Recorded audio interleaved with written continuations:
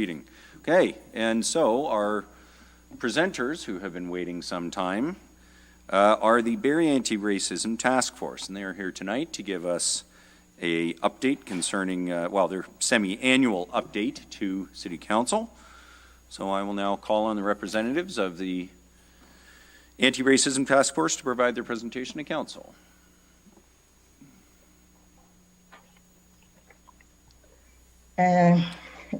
My name is Esther Nyolu, and before I continue, I must acknowledge that I am making this presentation from my home in Barrie, which is the traditional territory of the Three Fire Confederacy. The Anti-Racism Task Force is committed to honoring Indigenous history, culture, and recognize the presence of Indigenous people on this land. We acknowledge the impact of trauma associated with the residential school system and missing and murdered Indigenous women and girls, and we are committing to moving forward in the spirit of reconciliation and respect with all First Nations, Métis, and Inuit people. Good evening, Your Worship, Mayor Jeff Lehman, council members, task force members, and the City of Barrie. We are happy to be back again after being here last year. Last year, we were here to present to you. We were 7. Unfortunately, we have had 2 resignations on the task force. The co-chair, Donald Cathy, and a task force member, Afan Tor, both of them resigned. Tonight, there are 4 of us who are here with you to present. I have with me Brandon Wu, Cheryl Blondell-King, Massa Son. Unfortunately, Kelly McDonough sends her regrets. There was a conflict in her schedule, so she couldn't join us tonight. I want to assure you all that the remaining 5 task force members are very passionate, very committed to the work you selected us to do. I am going to present to you on the employment research the task force is undertaking, and each member of the task force after me will present on one aspect of the project we are undertaking. And after that, we will welcome any question from His Worship and member of the council. In March 2021, the task force was invited by the Canada Route Exchange to present at their event. 2 members of the task force attended. It was then that we met Erica Campbell. Erica Campbell is a doctorate student at Queen's University doing her PhD. She proposed to assist the members of the task force to do a research project on employment experience for members of the racialized communities in Barrie. So we went for this proposal, and we are looking forward to what we are going to accomplish. The research objective is to analyze and collect data on the experience of racialized and equity-deserving individuals working within healthcare system, policing, municipal government, and education within Barrie. Incorporating anti-racism practices implemented by leadership within each employment sector. The research design will include qualitative description and community-based participatory research.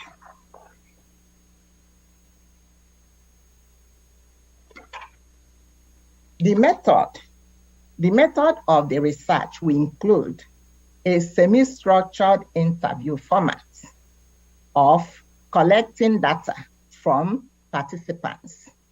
And Erica and the students who are helping her to do the research provided the task force members the research guideline, which we reviewed and contributed and advised them on what we want them to change and not change, that kind of thing. So we've gone through that. And data analysis will be completed by the members of the research team and members of the anti-racism task force. And we are anticipating that the research project will be ready by the end of the year. And you can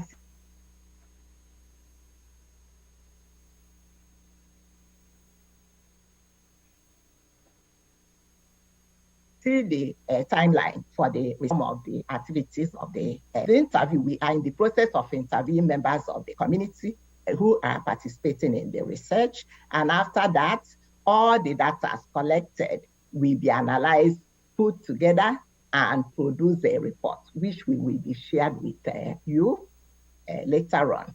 So I will stop here so that another member of the task force will pick up, will present to you on another initiative the task force is working on. Thank you. As I said at the end, we will welcome questions from you. Thank you, Esther. So I'll be talking briefly about our website and our campaign, our pledge. So following a referral letter at the previous council meeting, our anti-racism task force has since engaged Siva Creative to help build our website. It did take a bit longer than expected to get some of the contract logistics and some of those legal pieces worked out, but we are now in the process of working with Siva to develop the website, which includes a brand identity and a logo that I'll share momentarily. And so some of the purple and green and orangey brown colors you see throughout our presentation are the colors and the brand that was agreed upon by the task force. So on this slide, you'll see a brand map, or the proposed brand map, which groups sort of the different priority areas of the website and of our work based on the different colors. So the purples are sort of the themes that we want to convey when people interact with the website. So friendly, welcoming, passion, resourceful, safe, and education. The green on the website will represent sort of our targets and the groups we want to work with. That includes educators, healthcare workers, municipal officials, local businesses, and students. And finally, the orange color will represent how we plan to represent our awareness. So whether that be through the website, through social media, different speaker events. On the screen now, you should see the Barrie Anti-Racism Task Force logo that was designed by Siva and agreed upon by the task force. Municipal officials. A little bit of background there. The logo was designed by Siva and is intended to illustrate three people sort of in together in harmony. And then the waves that you see that sort of represent their sort of figurative bodies are sort of an homage to the City of Barrie logos, the waves in the City of Barrie logo. And then just finally here, these few images are just sample slides of how our anti-racism task force brand will appear on different digital platforms. So on the screen, you should see an example of a possible Facebook page, and then just potential apps and the design and the logo built into that. Again, these are just samples, so we don't have an official website page to share at this time. But as I did mention, we're in the process of doing that right now. And that homepage will also include a community pledge that we're calling Barrie's Pledge to End Racism. That will be a way for people to engage with the website, to commit to our work, and also to connect with our task force through the sharing contact information. And a website working group comprised of various members of our task force are also in the process of building the content or copy for the website that we're hoping to share later this spring if not this summer. So I'll pass it over to Cheryl now to speak about the library speaker series. Good night, I should say. Cheryl Blondell, thank you for having us. The library speaker series was a project that the Barrie Library reached out to the Committee on the Anti-Racism Task Force to participate in a panel in Black History Month. I was the individual who represented the task force on that panel, with a number of other individuals from the community, from the Barrie community, and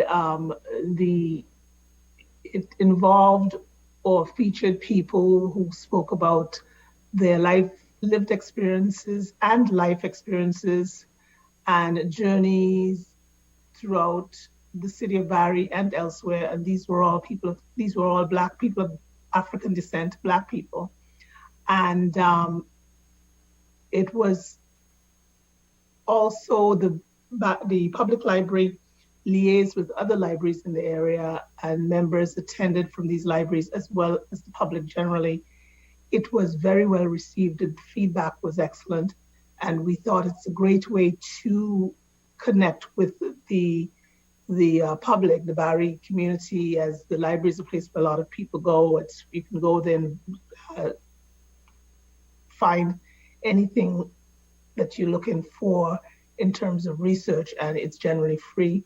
That in furtherance of that, the Anti-Racism Task Force is going to continue to do a series with the public library where it will be done on a monthly basis, and we'll have various speakers who coalesce with the Barrie Library and hopefully continue to put on some very informative discussions and learning experiences for everybody. So it's something that we're very, very proud of. And so far, the connection between the Barrie Library, and the Racism Task Force has been really good and very, very fruitful and very beneficial to everybody.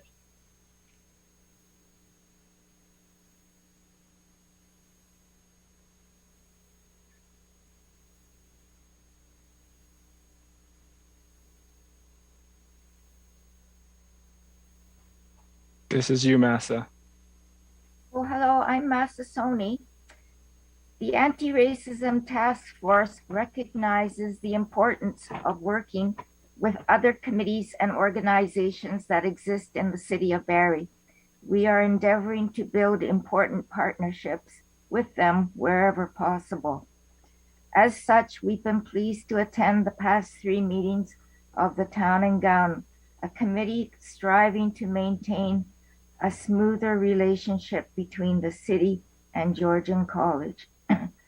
An ongoing concern of the committee is the shortage of affordable student housing. According to Sula Levesque, the recently appointed Director of Equity, Diversity, and Inclusion at Georgian, an estimated 40% of its students are of international or diverse backgrounds. Many of them live in rooming houses. City bylaw officers respond to numerous complaints from local residents, mainly regarding the exterior conditions of some rooming houses. A suggestion made at the last Town and Gown meeting was to devise a program aimed at introducing international students to Barrie to help them to better integrate within the community.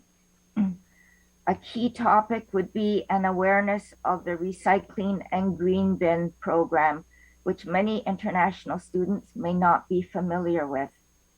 As a member of the task force, I would welcome an active involvement in such a program.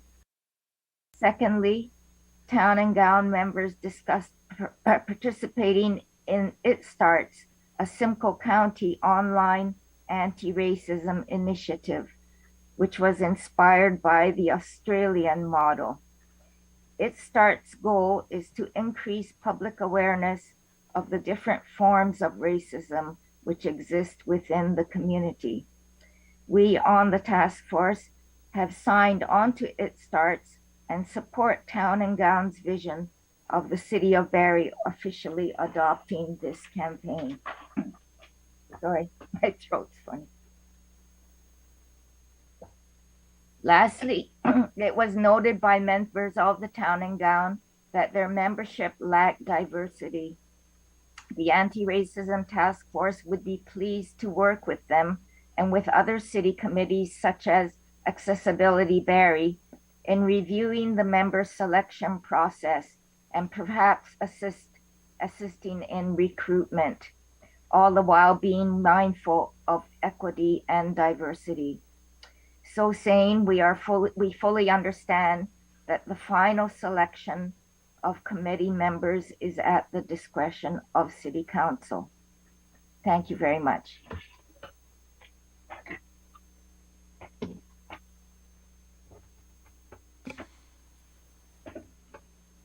Okay.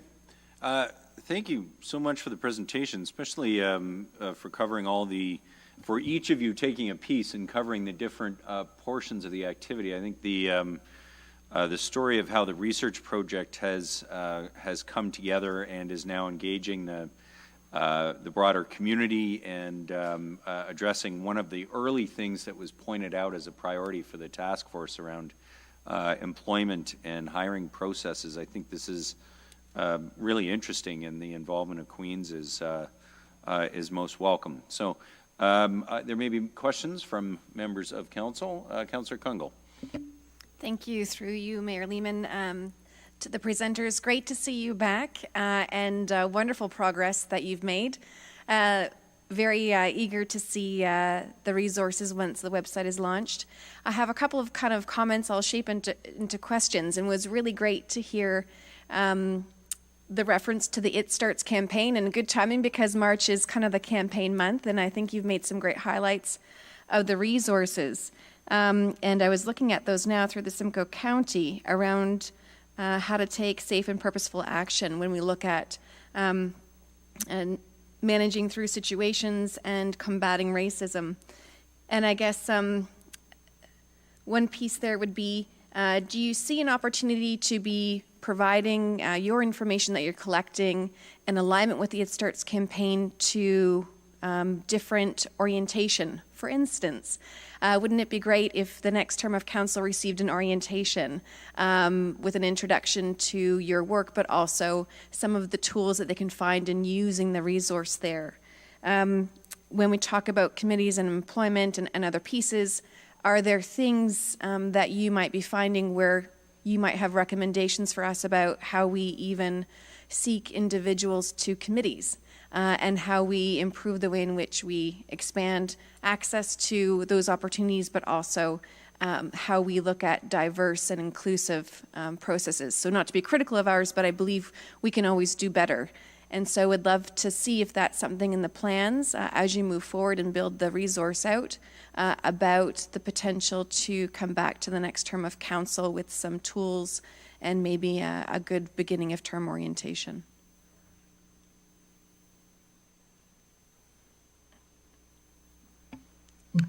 Thank you so much for your question. Yes, that would be ideal because that's what has been recommended to other groups who are also questioning or asking questions about how can they make their group or their committee or their workplaces to be more diverse.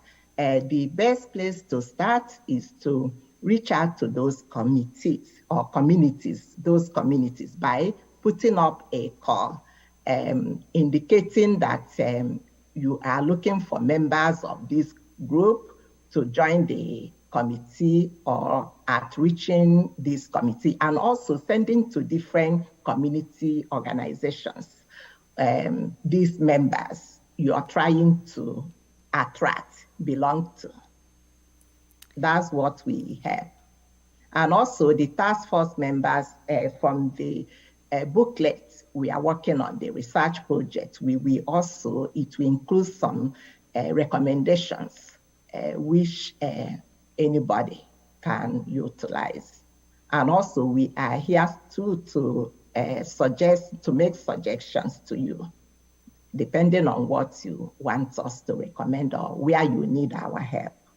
And I don't know if any of the task force members want to chip in. Yeah, sure. I can follow up with you, Esther. So to answer the question about the resource piece, yeah, we would be happy to return at the next council, our next presentation or council meeting, to share the website once it's launched, which will by then we'll have like a whole wealth of different resources, sort of collected from across the region, but also external resources that we're looking to gather and hopefully share those, anything from training resources and learning modules to just more informational videos or places to start for different organizations for how to start having these conversations about anti-racism. And then I think Massa touched on it a little bit in her piece, but the goal would be to start, I think, with the town and gown in terms of making recommendations for how to increase diversity within that committee, and then from there, hopefully get support with maybe supporting that work across some other additional committees as well. Thank you, Brandon. I've got a follow-up unless there's anyone else from the committee answering that. If we have or come across resources that we feel might be of value for at least you to be aware of or consider, is there a main point of contact? And I ask that because unfortunately it's come to my awareness that Uplift Black responded to a situation around something that happened through Zoom and a cyber issue. But part of the recommendation in the letter actually gave really great points about how to create safe and secure places online and steps to take. And I've actually been sharing that with different governing boards. And so I'd echo that has become an interesting piece that we're needing a bit more support around or information around just how we meet virtually these days, but also how to make sure that is a safe place to do so. So I'd love to pass that forward if you haven't seen that, to consider if that's a tool to incorporate. Okay.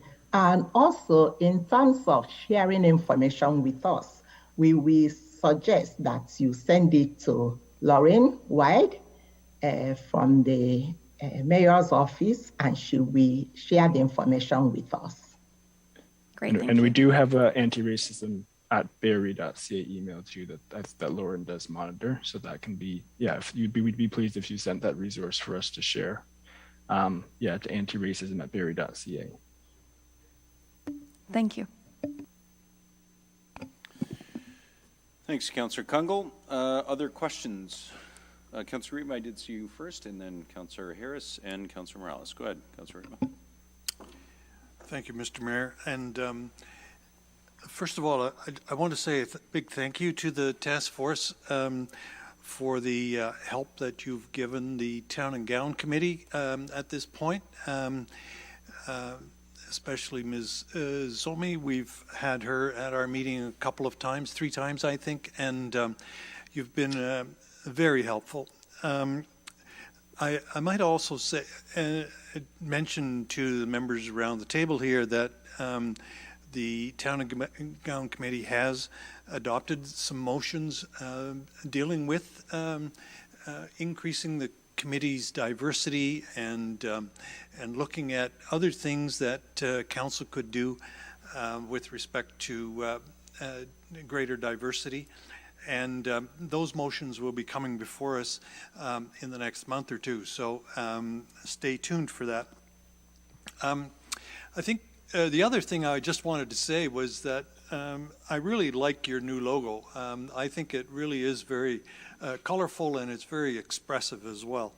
But right off the top, you mentioned that you'd had a couple of resignations from your committee. And my question to you is, do you need council to appoint more members, or do we need to support you in some way that the committee can function better? And of course, you're down a couple of members. So how can we help you to do the job that you're busy doing? Well, thank you so much for asking and for offering support. We appreciate that. I know we have talked about this at our meetings on few occasions, and it has been decided that we have done a lot of work and a lot has happened. Bringing new people, we make things more complicated. So we said we should stop, we should not recruit new members until we finish our first term. Then we start recruiting. We will discuss it with you to start recruiting. And also we are looking at the criteria too, because the new members who will be coming on, we want to include youth to be part of the task force members. Thank you very much. Yeah. Thanks. So that is something that we are planning to do in the future, not right now. We work well now at this stage with the group we have. We are efficient. We've come this far where we know and understand each other. And our term, because we're more than halfway through the term, it just makes sense that we wait until our term comes closer to an end. And we are discussing the criteria of who would like to see, like as Esther just indicated, the criteria of what the new members should look like in terms of youth. I.e. somebody probably under the age of 25 or thereabouts to, gives us a good reflection of the community and able to tap into the younger people in the community. Okay, thank you both so much for that. Next is Councillor Morales and then Councillor Jim Harris. Thank you. Thank you. That was a bit of beatboxing. I see so many smiles there. My voice is quieter. Thank you for the presentation to the members of the committee. I had a couple specific questions. Could we go very quickly, and then we'll go back to everybody's faces. Could we go to the slide that had the circle of? I'll give staff slide number 6. So our targets, these are the groups that we're hoping to kind of support, target, help. And one of them includes municipal officials. Obviously, I presume the intent municipal officials, that includes politicians, staff member, anybody who's influencing and shaping policy at the municipal level. I see Mr. Wu nodding along. So staff, if we can now go back to the members of the committee. I think I've covered this slide. So, and this can go to any member of the committee. So I pulled up the Affordable Housing Task Force recommendation report that the committee gave to the province about a month or so ago. And I'm going to read an excerpt from page 6 quickly.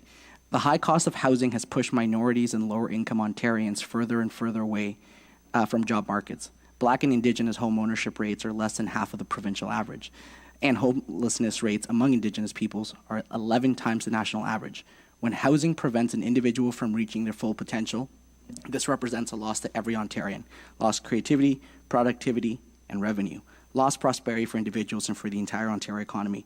And then there's another section that's very specific that said, escalating home prices over the last decade has pushed the home ownership dream out of reach for a growing number of aspiring first home buyers. And while 73% of Canadians are homeowners, this drops to 48% for Black people, 47% for LGBT people. Stats Can is studying rates for other populations, including Indigenous people who are severely underhoused. Reason I bring that up is I follow a whole bunch of real estate people on Twitter, what you call GTA real estate people. And Councillor Alwyn might be excited that I'm educating myself on subjects such as possible systematic racism within systems. And somebody who actually follow on Twitter, no joke, at 5:30 today tweeted references to the Ontario Human Rights Code and things such as saying, and it's on their website, I think they're referring to maybe a paper they put out. NIMBY opposition to affordable housing developments was a major human rights issue raised by consultees, including both tenant advocates and housing providers. The Commission heard that discriminatory NIMBY opposition discourages affordable housing development, increases its costs, and diverts public funds to costly appeals for OMB when these funds could be used to create affordable and supportive housing. And then it says that the commission is actually calling for the development of a provincial strategy to address and prevent discriminatory NIMBY opposition to affordable housing development. Why bring these points up? Obviously, that's language on the Human Rights website of Ontario, and again, I'm trying to find out if it's a reference to a report or just a paper they put out. You guys took a look at the Town Gown Committee. I'm wondering if the committee did, and maybe they just didn't include it, there's a specific reason, or maybe you can take a look at other processes within the City of Barrie. That includes Committee of Adjustment. Committee of Adjustment decides some form of planning at a more smaller level that decides basically where people can live, if certain things can be changed, as well even our planning process itself.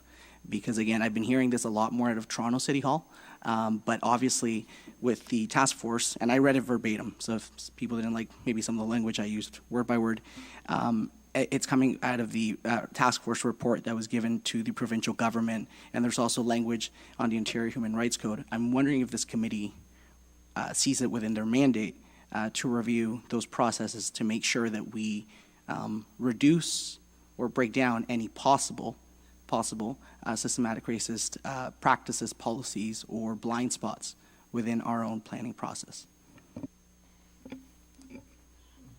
Thank you for sharing that piece with all of us. We must acknowledge that systemic issues exist, and members of certain communities experience it compared to others.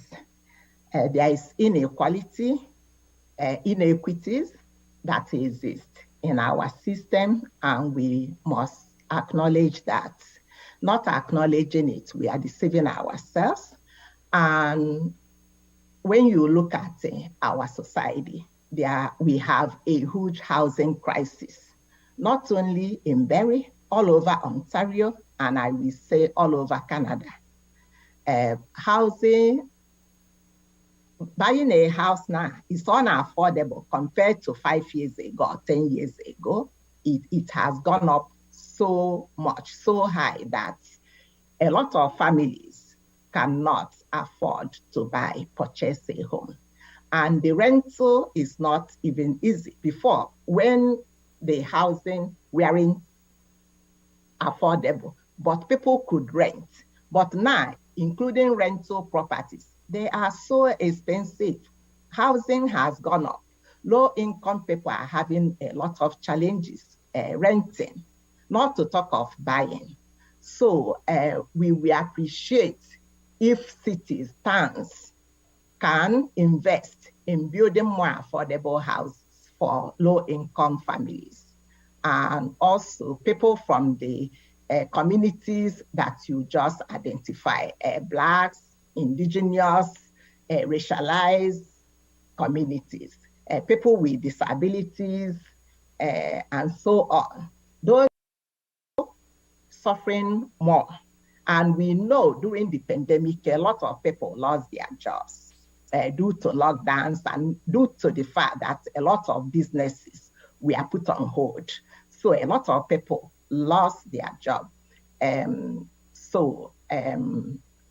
How would we expect these people to afford housing on private markets or even purchase a house? What kind of income? And this day, it is not easy to purchase. The interest rate has gone up, and the criteria for you to purchase a house has gone up.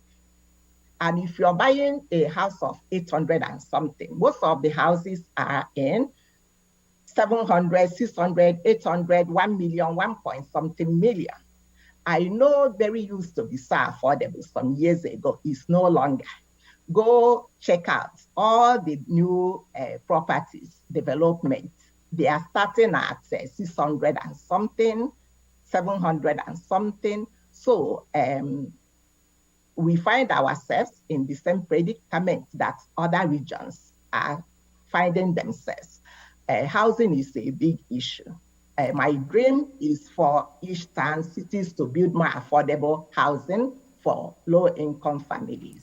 Perfect. Follow-up question through Mayor Lehman. So, Ms. Nyolu, Councillor Natalie Harris and I will be bringing an item next week, I believe, inspired by Councillor Jim Harris, about getting kind of a youth perspective, a youth committee council, if you will, about creating a renters committee. I think with chats with Councillor Natalie Harris, again, inspired by yourself, Councillor Jim Harris, that's a perspective that we've been lacking, not intentionally, but we've been lacking from the discussion in our decision making. So renters committee may be coming soon. Stay tuned.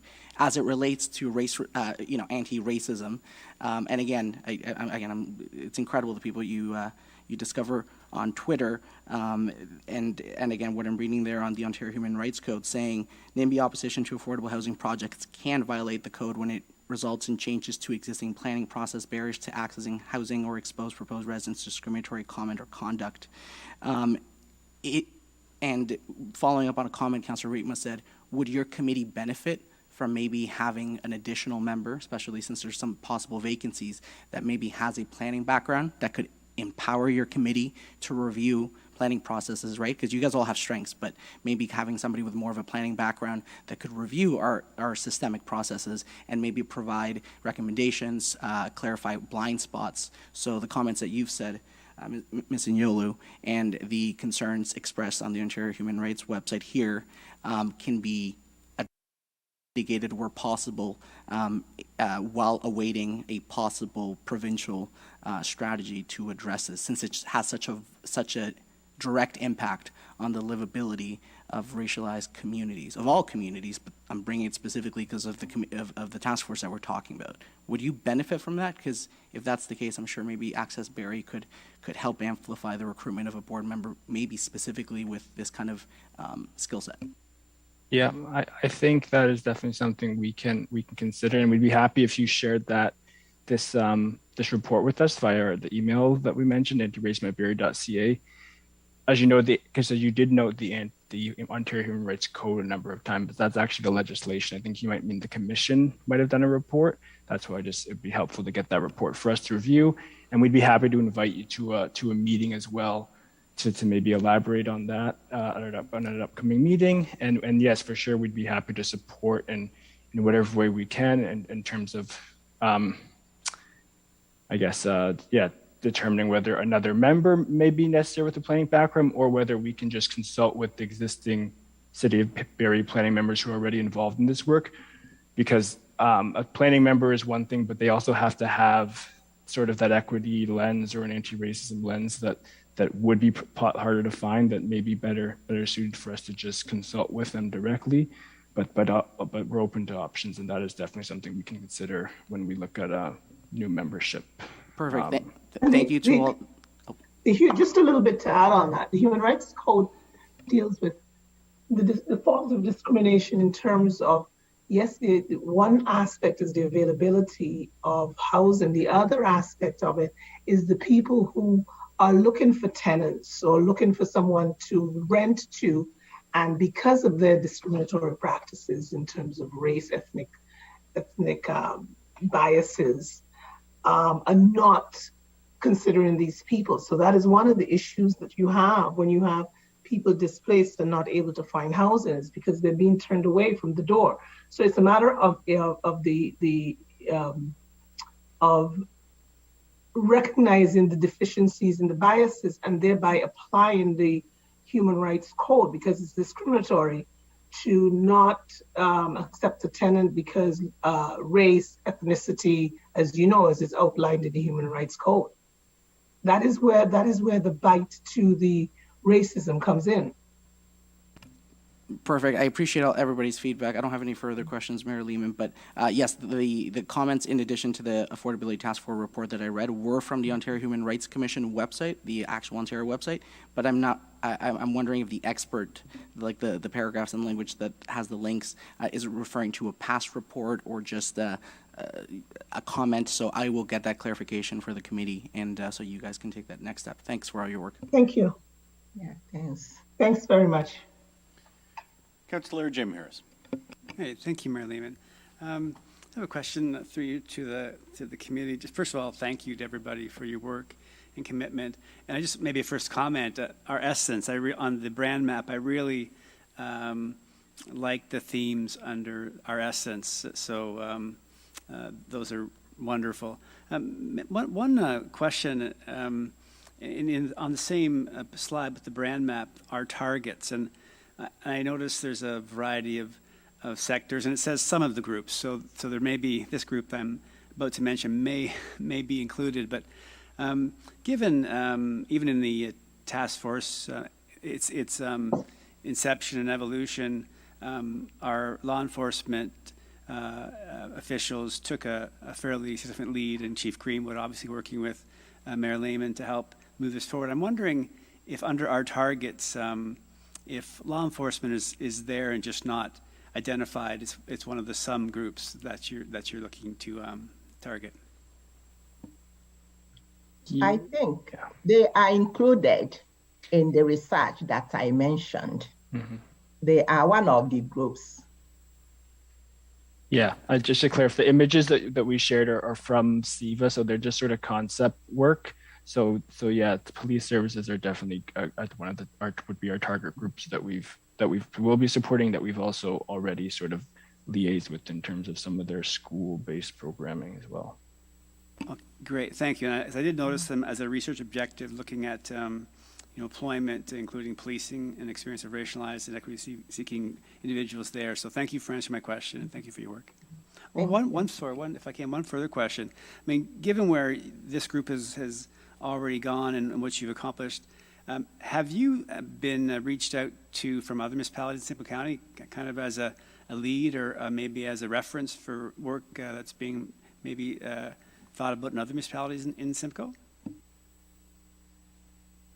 To our knowledge, I don't think we've gotten contact from other municipalities. It is something with the campaign piece that I briefly talked about. Once that sort of comes to fruition, we're hoping that it'll be actually a way for us to connect with other municipalities and to start those conversations across Simcoe. Thank you. Actually, we haven't done so because we are trying to do our work first before we can start outreaching to other communities doing the same work. Yeah, that makes sense. I was thinking they might come to you because of all you've done, but thank you. I understand taking care of the Barrie work first, so thank you very much. I will say, Councillor Harris, that the Mayor of Aurelia contacted me to set one up there, and I don't know if that's proceeded. That was a couple of months ago, but he had heard about the work here and was impressed by what our anti-racism task force had done here himself. Any other questions for the task force? Okay, seeing none, I want to thank you, members of the task force. You know, it was important to myself and Chief Greenwood when this initiative began that you be independent of City Council and choose both your mandate and your priorities and projects yourself. And I think now, sometime later, it's very evident that you're moving in directions that are needed in the community. The work with Town and Gown, the work on hiring, the work through the library on anti-Black racism, and obviously broadening the scope of what you're doing through the online work. So thank you very much to each of you for your individual and collective efforts on behalf of the ongoing fight against racism in our community and for growing understanding. So thank you for being here tonight and for your work every day. Thank you, Your Worship, and thank you, the council members. And before we depart, I have one request from the task force members. All right. They wanted me to present to you tonight for consideration. They wanted the extension of our term because we have a lot of activities we want to complete to see finish before we move on. So we are requesting if our term can be extended to enable us to finish the work we have on hand to do. All right.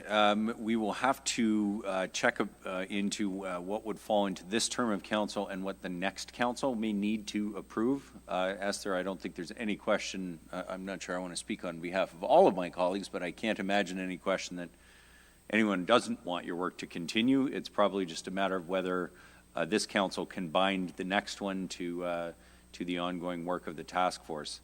But I would certainly say everybody wants this to continue, and the good work that you've done as a group is the strongest argument for continuing it on a permanent basis through the next term of council. So let us at least look at the appointment of the current task force, and it may well be many members who are around this table that are having that conversation as part of the next term of council as well. Thank you very Your much. Worship. Thank you. Okay. Thank you for having us. Thank you Thank very you. much. Good Thank night, you. everyone. Bye-bye. Have a good evening. Thank you again. Bye. Okay, we can see you now, Blaine, and welcome to City Council. In accordance with our procedural bylaw, you have up to 5 minutes for your deputation, and please go ahead. Well, I'll try and speak very quickly. Thank you for taking the time. I know the council is very busy to see me tonight. I wanted to have an opportunity to speak to the council in regards to a request which we made, which was the refunding of our development charges on the project which we're putting together on Dunlop Street. I do want to start by making it really, really clear that we're in no way here complaining. I need to tell you that I think our relationship and our partnership with the city has been brilliant. Really want to thank the building department and the planning department. Unbelievable support that we've been shown. The reason that I asked for this deputation, however, was when we came to Barrie, it was a pretty simple concept, which was that Cornerstone would deliver badly needed services to the town, and we would do it in a way that would not cost the town any money. And so you are probably asking, why am I here asking for money? And it really comes down to an issue of completely a fairness issue from how we perceive this. The town was very generous in advancing a loan to us, but we didn't come and ask for a grant. We asked for a loan so that the citizens or the residents of Barrie wouldn't end up footing a bill here.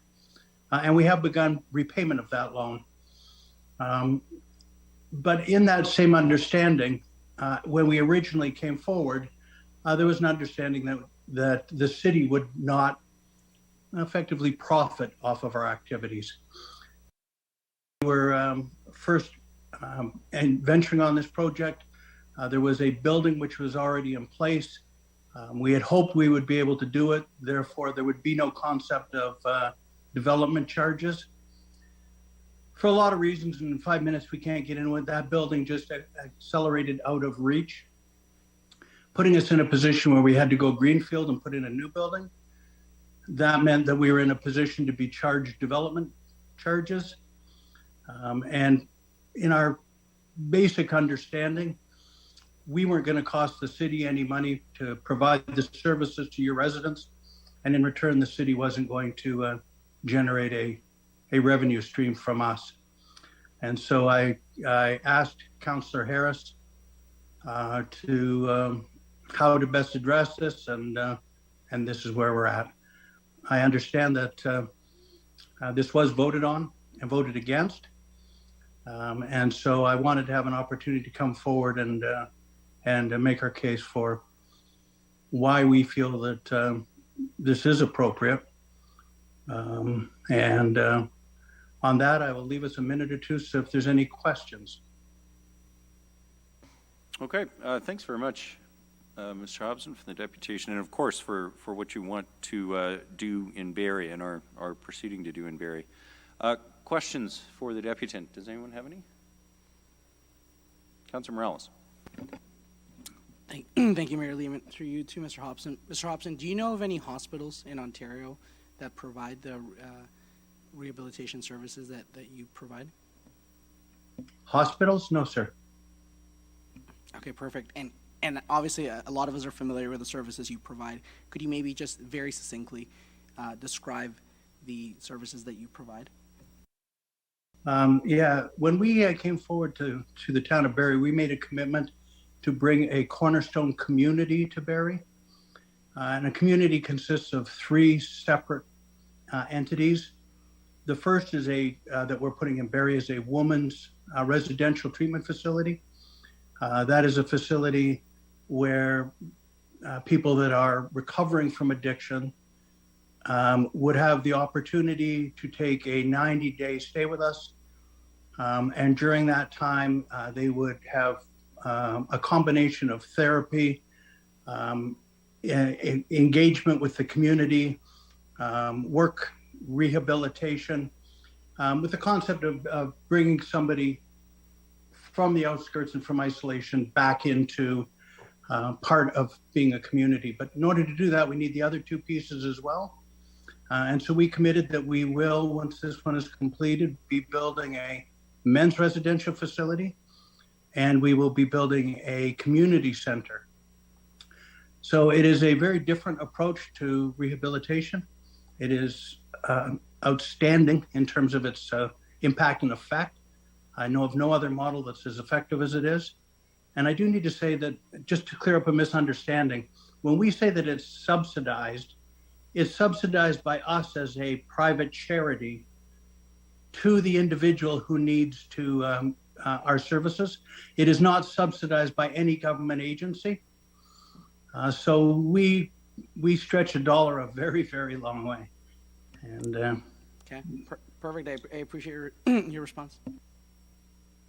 Thanks, Councilor Morales. Any other questions of Mr. Hobson? Anne Marie. Sorry, Councilor Kungl. Thank you, through you, Mayor Lehman, to Mr. Hobson. Last week when we were discussing this, we talked a bit about other revenue sources that were available, one being the Community Improvement Program, I believe, that has an intake form available. Another that I believe you might be eligible for, which is property tax deferral consideration. And then again, there was some good discussion about other funding through whether it be government or otherwise, or have those things been considered by Cornerstone, or are they items that you're looking to also explore to look at recovering expenses? We are constantly addressing revenue or funding sources. And so, yes, we're working with the city on the programs that are available there for your housing programs that are in place.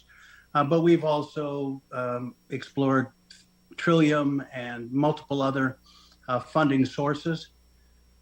Because we don't have we're not a part of a LHIN health support network, we are constantly reaching out to our community and to those granting and funding sources that are available to us. It is a never-ending task. Thank you. No further follow-up. Thanks, Councillor Kungl. Councillor Harvey. Yeah, thank you, Mayor Lehman, and thank you, Mr. Hobson.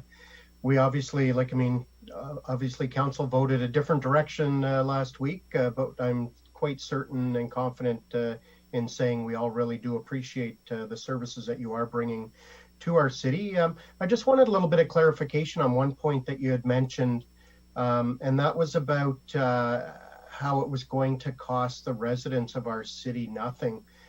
When you said that, did you mean that these services would be free to residents of Barrie, or I just want clarification. So when we talk about it being subsidized, our model is one where those people who are in need of our services and have the financial wherewithal contribute about 50% of what it costs for their stay with us. Those who don't have any money come for free. And so we don't discriminate because our mission is to reach out and save lives. We are not a for-profit. We don't take cash as a consideration into the treatment considerations. Okay, and if I could just have one follow-up, Mayor Lehman. And again, I don't know the numbers. Obviously, you said that other first building that you guys were looking at got out of reach from a financial perspective. But if you were to compare the two locations, what you anticipated on building A costing, and now with what building B is costing, would there be a savings to your organization as a result of the change in location? What actually ended up happening is that we had an initial budget for the project, and that budget included being able to support operations until they get up and get for 2 years after we open. The first building on Tiffin Street had already gotten to the point where the costs on it had accelerated past our capital budget and all of our support budget, and was still rising. And so we were at the position where, had we continued there, we might have ended up in a financial quagmire. And the cost just kept going up and up and up. And again, we don't really have time, but I'd be happy to sit down and walk you through the whole painful scenario. But this is not on the city at all. I can tell you that the city has been extremely good partners to us. Great, thank you. I have no further questions, Mayor Lehman. Okay, thanks, Councillor Harvey. Any other questions for the deputant? Councillor Natalie Harris. Thank you, Mayor Lehman. Hi, Mr. Hobson. My question is, I just wanted to clarify that has it been attempted to receive and communicate with the province for funding? I wanted to make sure that everyone knows it's clear that this isn't a new conversation that is happening with the province. It's just a difficult conversation to finish. So if you could maybe elaborate on that. Well, I think we began this process with the city well over a year ago. And we have began the process of getting other levels of government, federal and provincial, to support it before we began the actual program with the city. So it's been over a year now. And, you know, everybody wants to support women and children that are suffering through addiction, and everybody, but getting these to a conversation that turns into a funding situation has been painfully slow. But yes, we have been checking every avenue that we could. You know, it is what it is. Thank you. And just a follow-up, can you elaborate on what services will eventually come to Barrie when the men's center and the community center come? What will that offer? Well, when we're starting, the guests at the Barrie Center will be taken down to our community center in Newmarket. So they'll have the same services right from the beginning, but localized, it will mean that we will have beds for approximately 15 women on a rotational 90-day program basis and 15 men on a rotational 90-day basis. The community center office offers programs through our wellness center, which is meditation and acupuncture and physical activities and that sort of thing. And then it cross connection to our 12-step community through having and hosting other 12-step groups so that there's interconnection. And then, of course, we have our Pathways program, which is a day program for people that can't come into a 90-day program, or we maybe have a wait on beds. And so the day program is counseling and combined with job skill certifications, learning anger management, emotional control, maybe learning appropriate behaviors. There's a lot of behavioral characteristics that need to be addressed in order to reintegrate somebody back into a community. And last question, can you also elaborate on the textile recycling program? How much money would that possibly save our city, and how much impact does that have on our carbon footprint now that you have put the bins here in our city?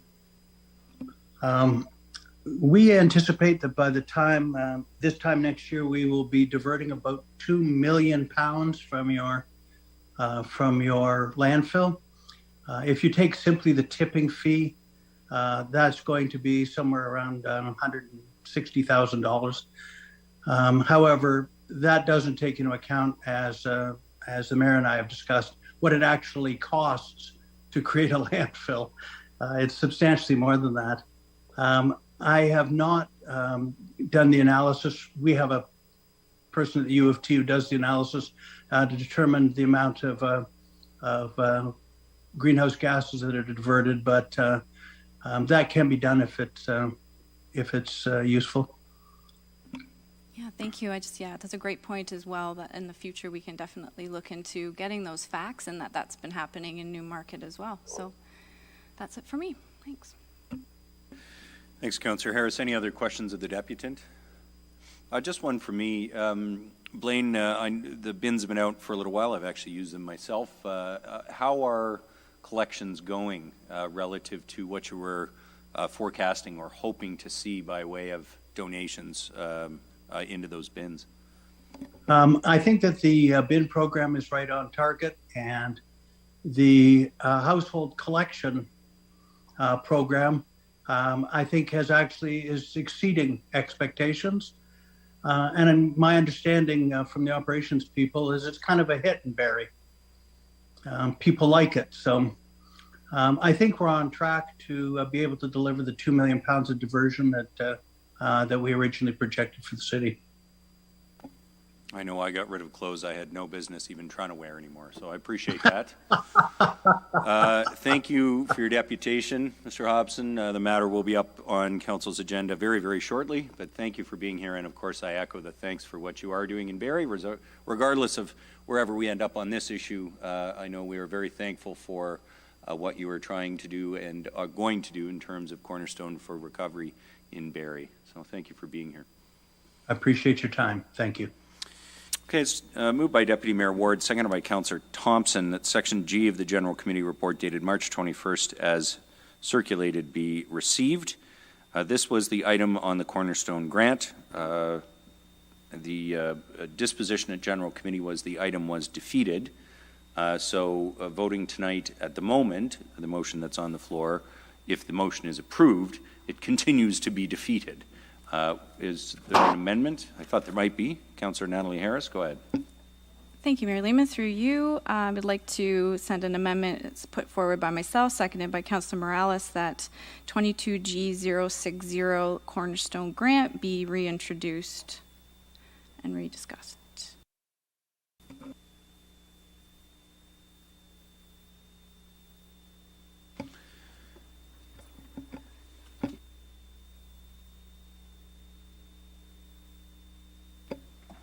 Yes, quite correct, Madam Clerk. Councillor Harris, you need to send it back to General Committee to reintroduce the matter. So what you would need to do is that 22G060 Section G be referred to the next General Committee meeting to be reintroduced. Is that correct, Madam Clerk? Yes, Mayor Lehman. Okay. Because the matter was defeated last week. Okay. So I could still speak to it prior to our final vote. Yeah, because it's a referral matter, you actually can't. So what I'm going to suggest to you is, why don't you, before you introduce that, because this will need to just be reworded, why don't you speak to your intentions, and then you can move the amendment, okay? So, yeah, okay. Through you, Mayor Lehman, thank you again to Mr. Hobson for making his presentation.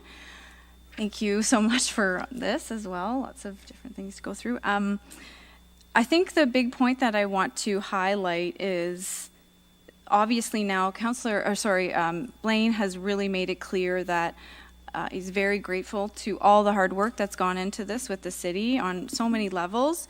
But the understanding was that there wasn't going to be charges towards Cornerstone for providing a free service.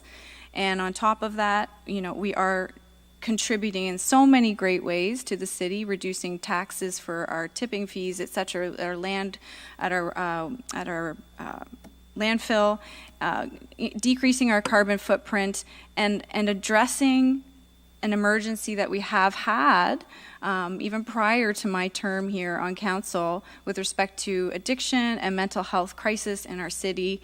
And we want to encourage other amazing corporations such as Cornerstone to come to our city and provide these services as well.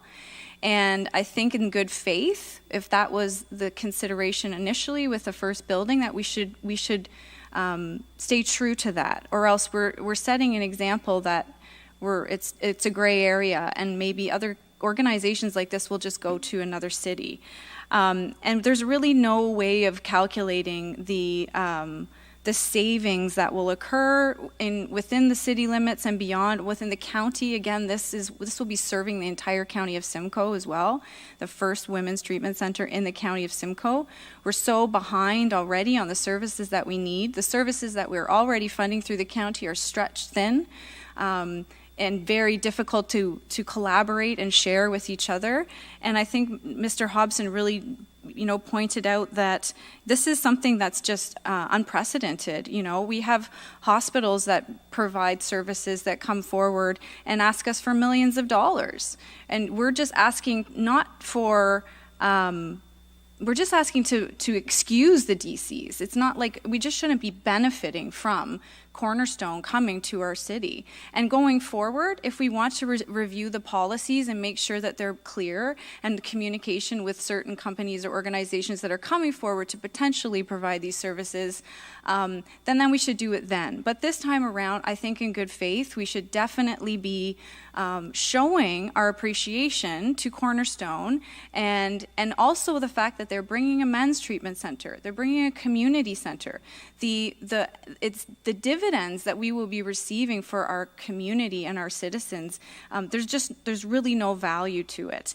And then with regards to the CIP, I know that that's possible, but again, I think that we should reserve the CIP for other great services that would like to come forward to our city.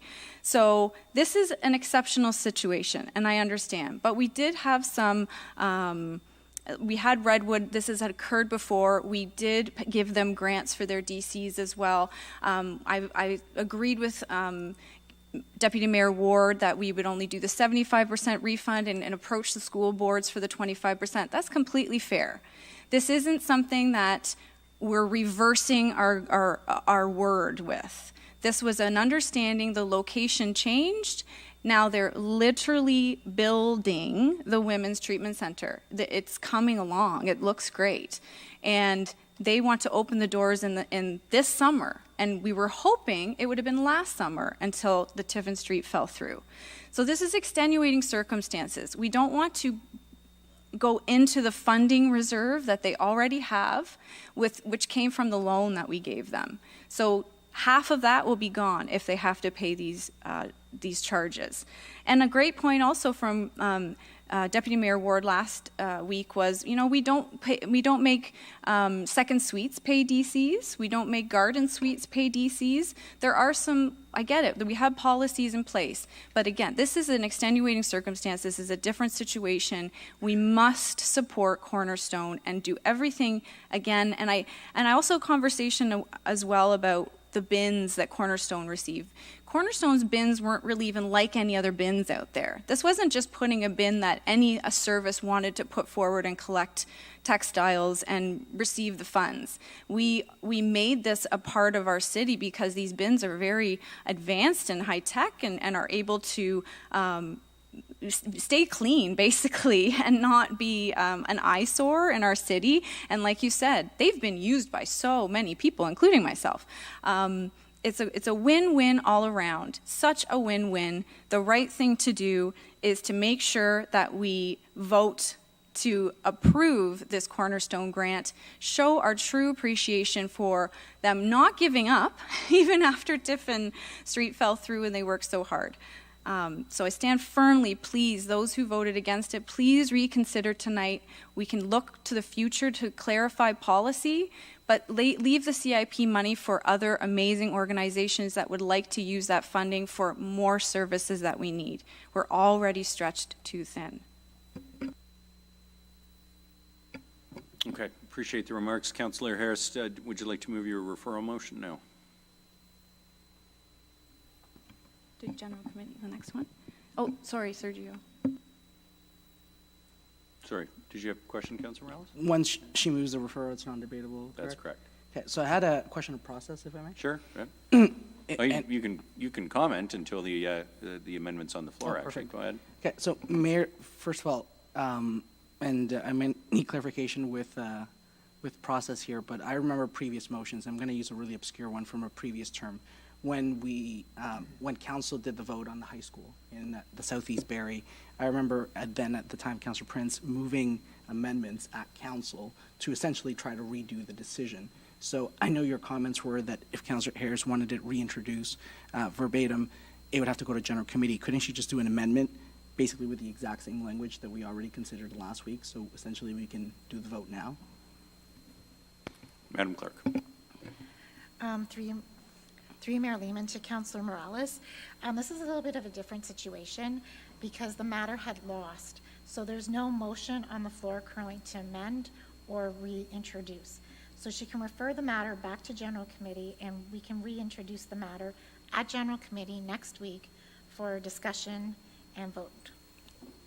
Gotcha. So what I'm referring to happened because the matter had passed and second crack at the can at altering it or making it loose. Perfect. Thank you. So, while I still have the microphone, I guess my comments would be through you, Mayor Lehman. Often at the doors with residents on the phone, we get a lot of, can you do this, can you do this? And often the answer is, no, we can't. I see this as a situation where we can do something. It's not the end and be all. And my questions to Blaine earlier were to highlight the contrast between his organization is trying to fill a gap for a service that is needed, that is not being provided by provincial services or federal services. Here we have an organization stepping up, coming to Barrie, and really doing an initiative. When we get questions about what's going on with the downtown, whether it be the downtown Barrie BIA or just any resident, we get the question about homelessness, we get the question about mental health, we get the question about safety. And I think services like these do the best to fill the gap and provide the services and, in Blaine's words, rehabilitate people and reintroduce them into society. So are we social service providers? Absolutely not. Is there a policy decision we can take, such as eventually approving this concept at a later stage to further encourage these kind of organizations to fill in the need? Yes. And I still respect the point that was made last week about we have policies in place, let's change the policies and not make exceptions. But it wasn't lost on me about the fact that we approved a partnership with the RVH at today's council about a rehabilitation program and services being provided out of Allendale. Now, some of that was admin space, but these are steps that we take.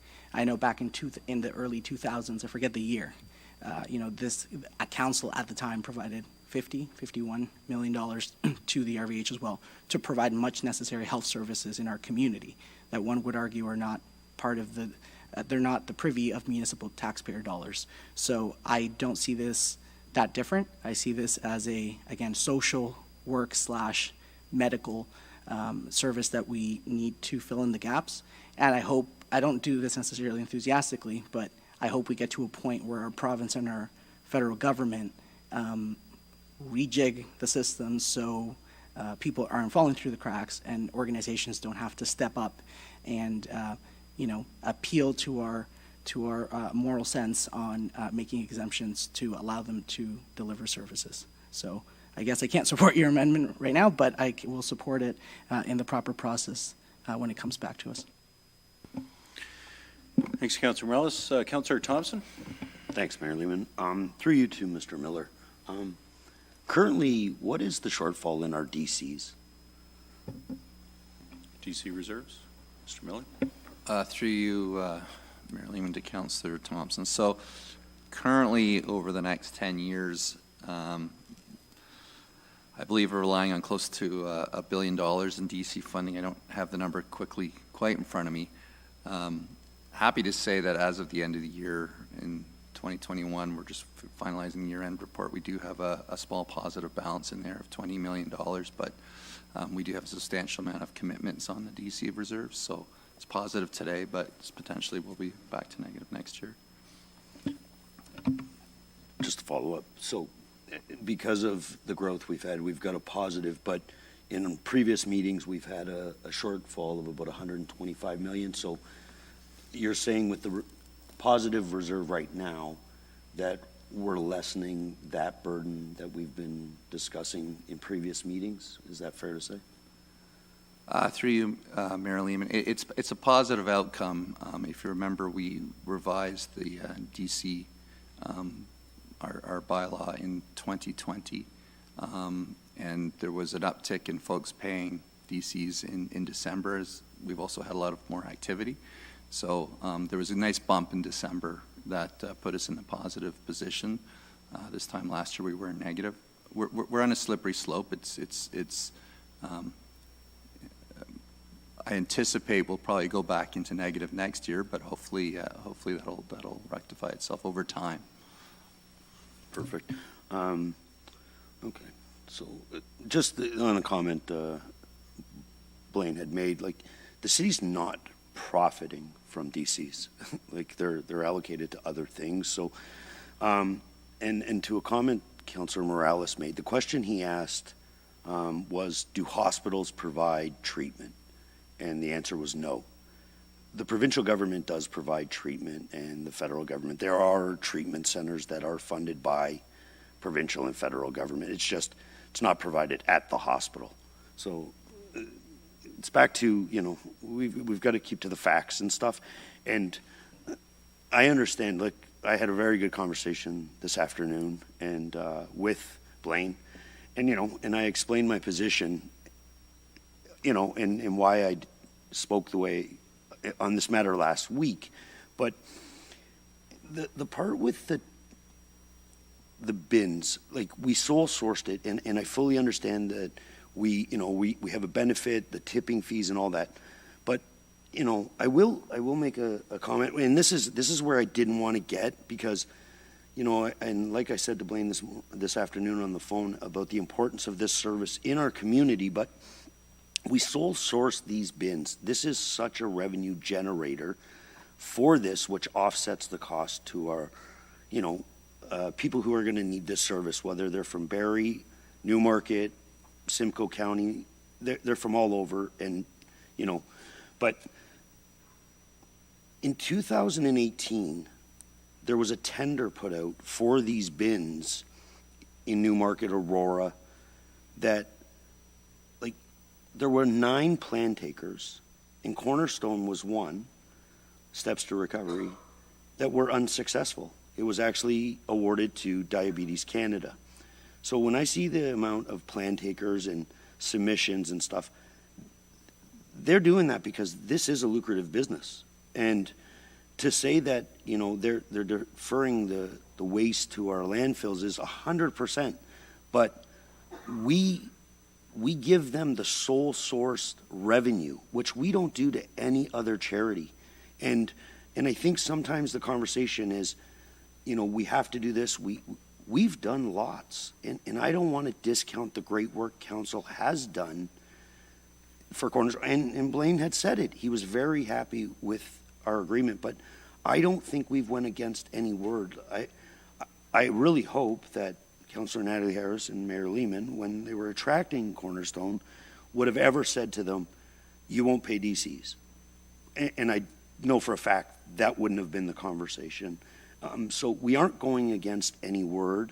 That, we facilitated the loan to attract them because they come to Barrie and realize the property values were a little bit more than they had allocated for their capital investment. So like I said, I just think we've got to watch what we say, because I think it's actually taken away from the great work this council did and how important we showed our community and how much we believe in treatment and helping people with this illness.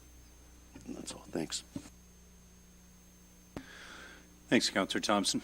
On the matter, Councillor Kungle, were you looking to speak?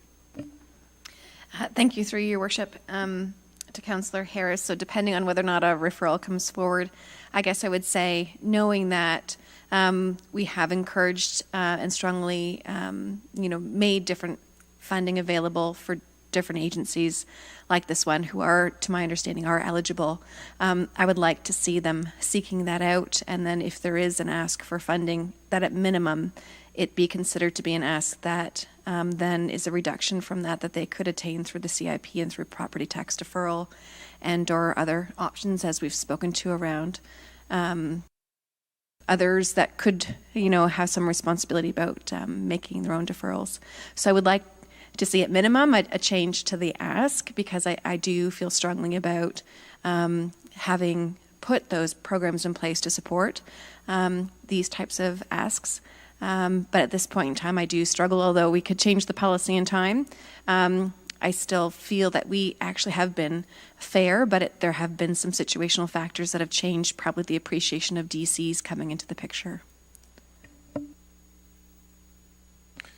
Thanks, Councillor Kungle. Councillor Ripman. Thank you, Mr. Mayor. I certainly struggle with this one, and I certainly think that Cornerstone is about to do some great work, and certainly is providing a service that is very much needed by our city, and particularly women in particular. But I struggle with it because we have other organizations that we have treated in a certain way, and we are treating this organization in exactly the same way that we treated another organization. And I think that we need to, as a city, need to be consistent, so that when we give out money or give out DC credits, that it's even-handed. And of course, we also have to remember we have taxpayers who end up picking up the tab here if we just give money out. I think that if we want to change the policy, then I think we should get a staff report that looks at that whole question and makes a recommendation to us. But to do, in effect, a policy change here around the council table is just not appropriate, I don't think. And I don't think it's consistent, and it isn't wise. I think we have gone a long ways here. We have given them the textile collection business for a period of time, and I hope they do a great job, and I hope that they save our landfill some tons, and I certainly hope that they make some money, some serious money on it themselves for their program. And so I don't think that anybody can say that we have treated them unfairly, and certainly that the city in any way is profiting from them. I think we're doing what our policy has said at this point, and I think we're being consistent, and I think that's where we should leave it. Okay, thanks, Councillor Riepma. Anyone else wish to comment before the amendment? Councillor Jim Harris, is that you? Yeah. Yeah, thank you, Mayor Lehman. Yeah, it's been well said by those who've spoken on both sides of this. I understand, because we understand how much this is an important issue for our community. But I just wanted to ask, and I apologize for not recalling, and maybe through you, Mayor Lehman, to staff, did we ask Cornerstone for a business plan when we entered into the agreement to provide the loan and the sole source, maybe through to CAO Pros? CAO Pros. Through you, Mayor Lehman, to Councillor Jim Harris. I don't recall specifically the direction, Councillor Harris. I don't recall direction around accessing a business plan from Cornerstone prior to their request for the loan. Okay, thank you. And why I ask is I just recognizing, and I appreciate Mr. Hobson's sharing their efforts to find some provincial dollars, and on the positive side, I know Councillor Morales mentioned the importance of investments, and I can suggest share in this year there's $4.2 million provided to Pine River Institution for youth addiction services. They moved their program from 29 to 59 beds, and they actually are opening a youth transition home for those leaving treatment in Aurelia. So don't be despondent. There are efforts to improve addiction services in this province, and again, even locally, if not Barrie, Aurelius. So that's just on a positive. So having said that, there's money out there, and actually Ontario Health has 3 priorities right now, one of which is the opioid crisis. So, and I don't know, maybe I should have asked Mr. Hobson. I apologize for not. And maybe, if it's fair, I can maybe ask through you, Mayor Lehman, to Councillor Natalie Harris. Is there plans to continue to seek investment through Ontario Health, and because there is money and there's a significant commitment, being one of 3 priorities for addiction services in this province and certainly this area? Yeah, through you, Mayor Lehman. Yes, absolutely. Like I said, it's been an ongoing conversation and difficult to get meetings with levels of the province that we need to speak with. Andrea, MPP Kangin, MPP Downey have been wonderful. So has Minister Tabolo, but I'm sure there's a lot of people asking them the same thing, and that's why we're still waiting, but we are not giving up on that. It's still in the process for sure. Okay, thank you. Yeah, it just would seem that, given the significant investments in capital and infrastructure for addiction services and the opportunities, and even institutions that like to retain their autonomy, like, for example, Hope Acres, and they're a member of the Central Ontario OHT for Specialized Populations, which has a specialization and interest in mental health and addictions. There seems to be avenues maybe that either Cornerstone's not aware of or, has chosen not to pursue, but happy to have further offline conversations about those. But, I do struggle with this because I think there's so much merit and interest in having this, but then the conversation about continuity and consistency and application of fair policy, and Mr. Hobson mentioned about being this is a matter of fairness. I think maybe I'm paraphrasing, but I think that's what we're struggling with actually is what about the Youth Havens and the Ryan's Hopes and other organizations that don't have annualized ongoing funding from ministry sources and require significant community contributions, including maybe even those from municipalities. So struggling, I will be honest, struggling on which side to go on this, but thank you for answering the question. Thank you. Any others who haven't commented? We are at council, so only speak once. Anyone else wish to comment? Councillor Harvey. Actually, it's just a point of clarity, Mayor Lehman, just because my internet clicked out for a bit and I'm tethered off a cell phone. So I did miss probably half of what Councillor Natalie Harris said at the beginning. So I did miss whether this was still a referral to go back to our next general committee, or if a different motion got put on the table, just because I was trying to decipher it from the conversation that's been going on. Okay, so the original motion is actually still on the floor. I asked Councillor Harris if she could hold off on her amendment because that cuts off debate. A referral motion is not debatable. So now that everybody's had a chance to speak to it, unless there's anyone else who wishes to comment, it would be appropriate, Councillor Harris, for you to put your amendment on the floor now. Yes, thank you. Through you, no other. Yeah, okay, good. And I just wanted to make a clarification. So, Ms. Cook, we can refer this to general committee, and then I can work with you on when that would come back. Which general committee meeting? Through you, Mayor Lehman, to Councillor Natalie Harris. Yeah, we could put a future meeting if you don't want it to come back next week. Okay. So we can work together on when it comes back. Okay, great. Yeah, no, I'd rather not put a date on it yet, do a lot more discussion and behind the scenes as well. And so I will put a motion on the floor to refer back to General Committee 22G060, Section G of the General Committee Report, dated March 21st, 2022, with reluctance, but yes.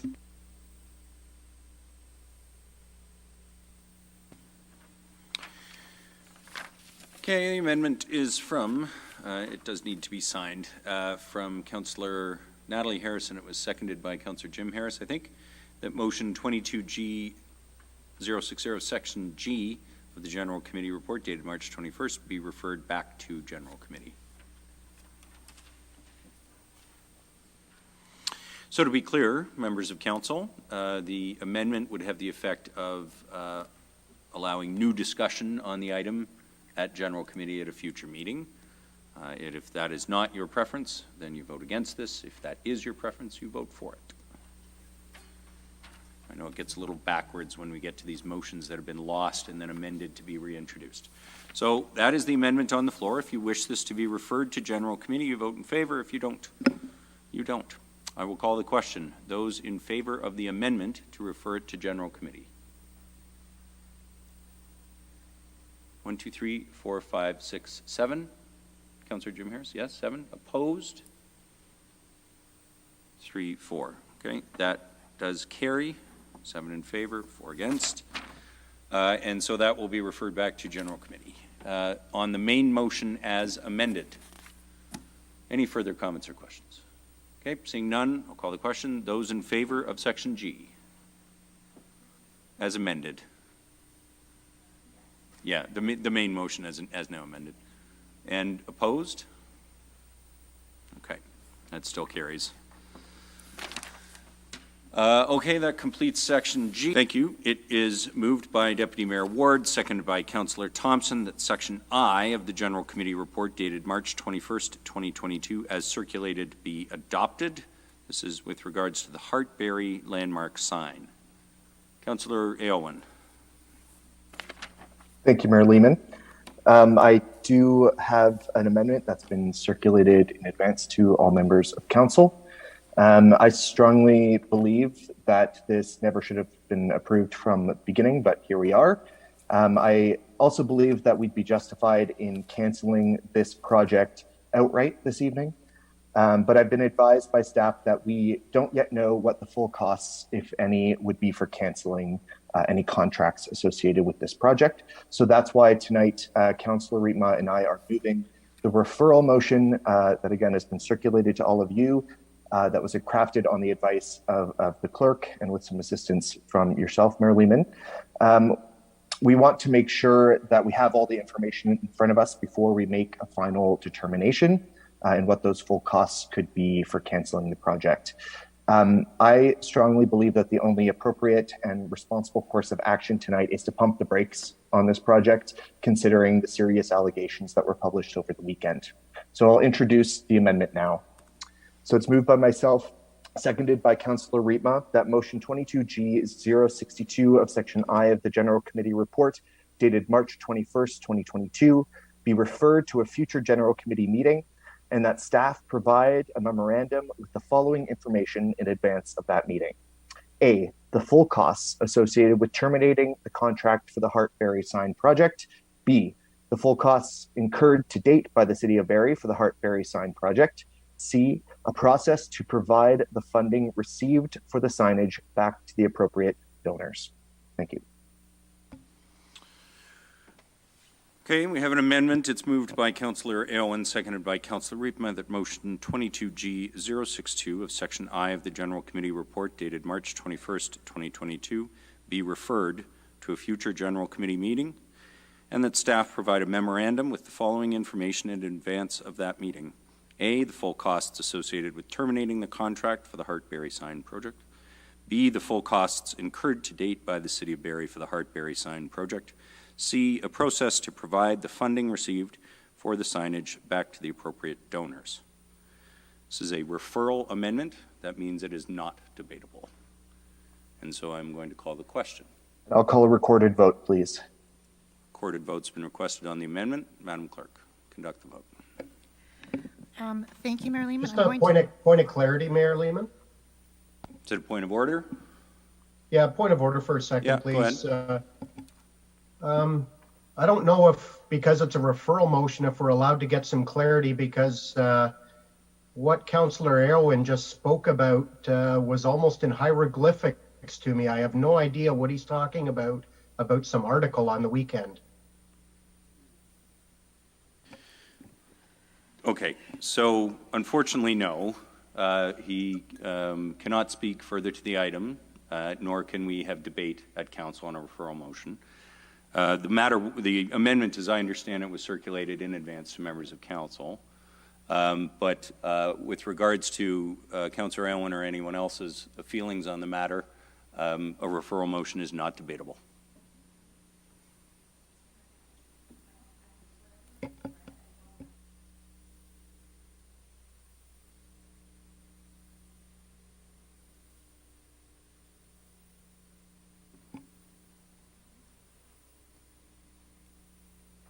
Okay, we'll just take a minute to allow members of council to locate that, and if you could recirculate to make sure that it's right at the top of everyone's inbox.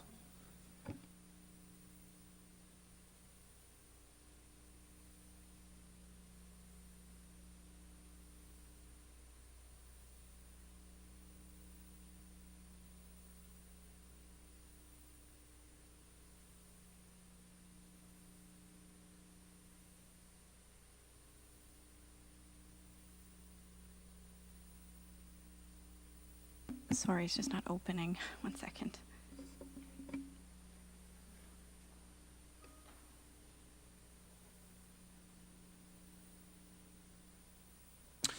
So in the document that the clerks just advised me that the document that was sent out a couple hours before the meeting, I guess, is the motions for tonight. It is from the deputy clerk. It was sent at 4:57, and it's in there. The clerk referred me to page 12.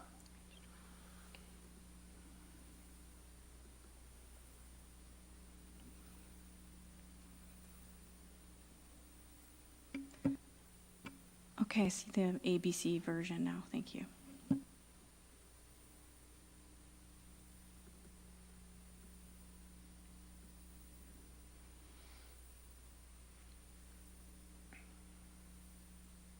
Clarification.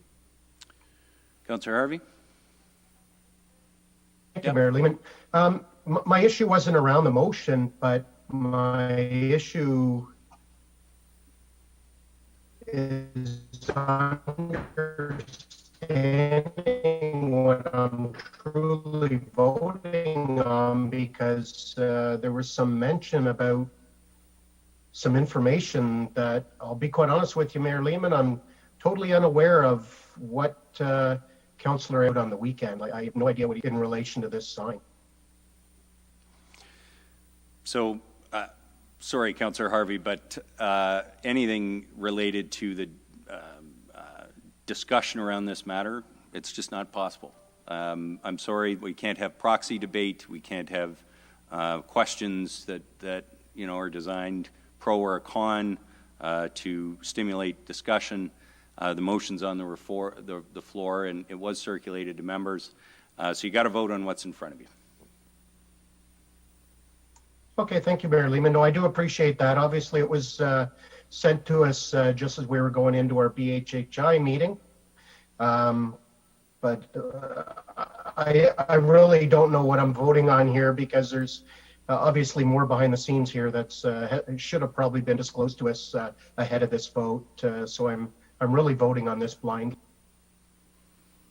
Okay, well, excuse me. Do you want to make sure that, Councillor Harvey, you've got every opportunity to understand exactly what you're voting on. The motion, though, is all that you're voting on, not Councillor Aylwin's introductory remarks or anything else.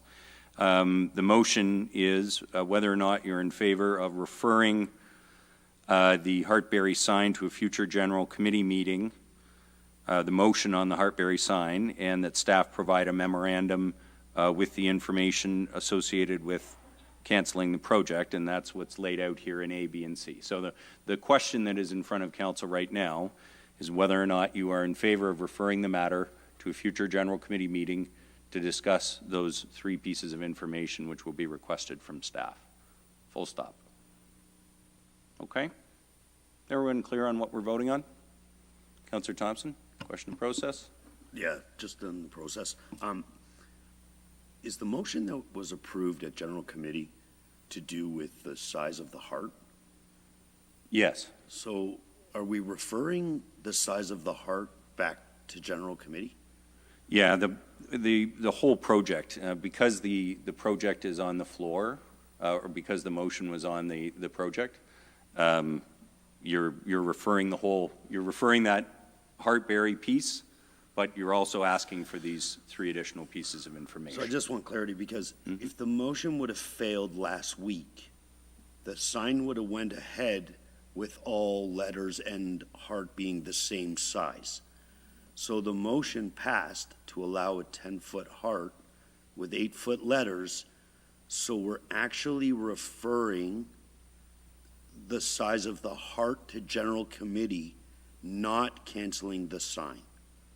That's... Yes, but and the referral motion contains the request for information from staff on the cancellation. So you can do at the future general committee meeting whatever you want with the information. So could we actually separate them to stay consistent with the actual motion that was voted on in general committee? And the request for the information is actually an amendment to the motion from last week to request. That's correct. So we should actually vote on them separately. If we accept the amendment for the extra information and then vote on the actual motion that passed at general committee as amended. That's correct. Yeah, so we're going to vote on this amendment, then we'll vote on the motion afterwards, as amended. That's correct. No, because we're voting on a referral motion. It won't be referred as amended. Like I said, I'm just totally on process here. And yeah. So general committee's vote was the difference in size of the heart to the sign. Correct. It passed. Council direction was it passed. Now, today at City Council, we're asking for the motion from General Committee, but we're asking for more information that wasn't in the original motion. Yes, that's so. Right. Wouldn't the process be an amendment to add those information requests to last week's, and then if that passes, then refer it back?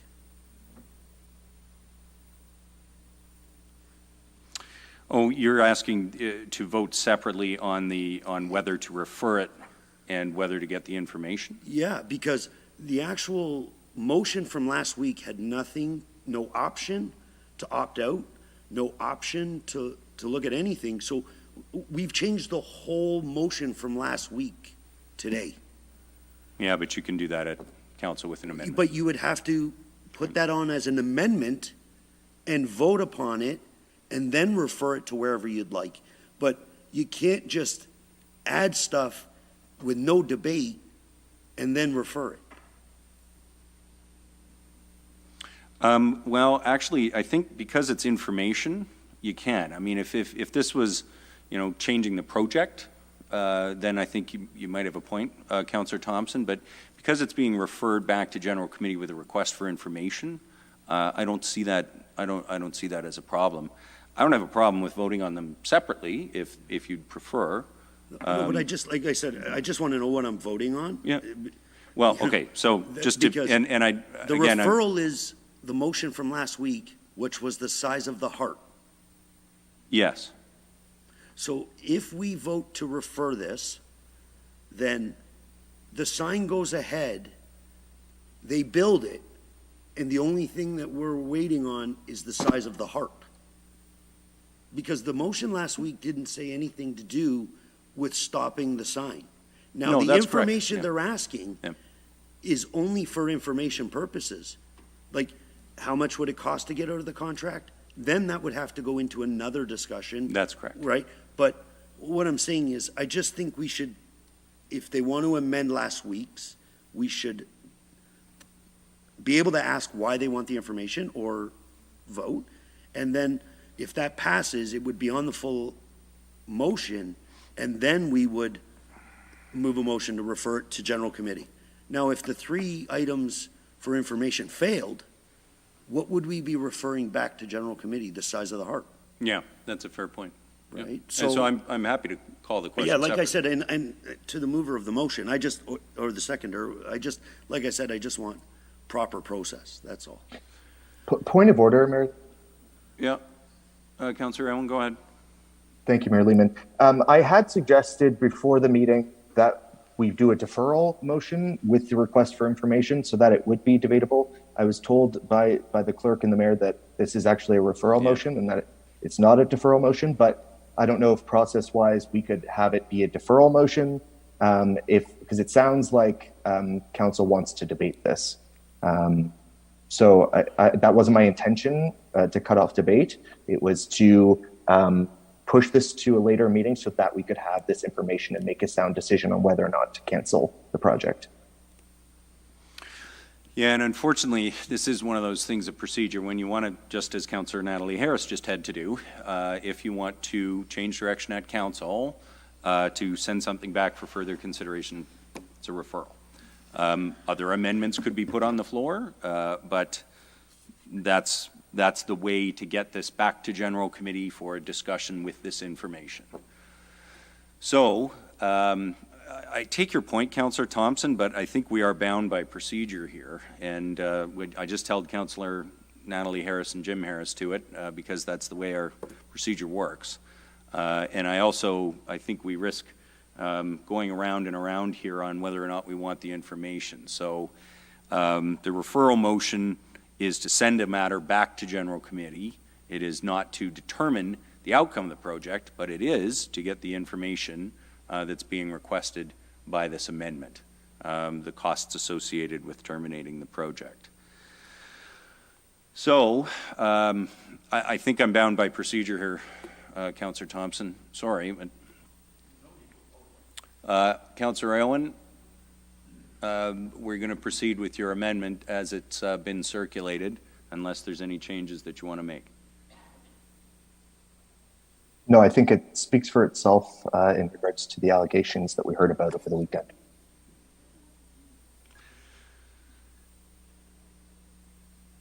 Councillor Natalie Harris, we can't get into debating this, and Councillor Owen, we can't start into debating the reasons for this. So I'm going to have to cut everybody off here, including you, Councillor Owen, including you, Councillor Harris. I just have a question about process. So if this deferral fails, we're back to talking about size of the heart. Yes. Okay. Correct. Okay, so the question is, do you wish to refer the matter back to general committee to get the information associated with the costs for terminating the project? I will call the question on that amendment. It is a recorded vote that's been requested. Madam Clerk, could you conduct the vote on the amendment, please? Thank you, Mayor Lehman. I'm going to start with Councillor Rietma. Yes. Councillor Aylwin. Yes. Councillor Kungle. Yes. Deputy Mayor Ward. No. Councillor Thompson. No. Councillor Natalie Harris. No. Councillor Harvey. Point of order, he's reconnecting right now. Okay, I'll skip Councillor Harvey and I'll come back to him. Councillor Jim Harris. No. Councillor Morales. No. Councillor McCann. No, thank you. Do you want me to wait for Councillor Harvey? Okay, sorry, Mayor Lehman. Yes? And we'll wait for Councillor Harvey. I'm here now, Mayor Lehman. I just gotta, there we go, get my video going. And I'll be a no. Okay, that fails. On the main motion, which is the size of the heart, any further discussion? Thank you, Mayor Lehman. I do have another amendment seconded by Councillor Rietma, moved by myself. That's been circulated to members of council as well in advance of the meeting. So I'll move that now. That motion 22G062 of Section I of the General Committee report dated March 21st, 2022 be amended by adding the following paragraph. Paragraph 2, that Councillor McCann provide a list of donors to the Heartberry Company to the city, and that staff in Access Barrie publish this list on the city's Heartberry sign webpage. And I can speak to that. Okay, we have another amendment. It's moved by Councillor Allen, seconded by Councillor Rietma. Motion 22G062 of Section I of the General Committee report dated March 21, 2022 be amended by adding the following paragraph 2, that Councillor McCann provide a list of donors to the Heartberry Company to the city, and that staff in Access Barrie publish this list on the city's Heartberry sign webpage. On the amendment, Councillor Owen, go ahead.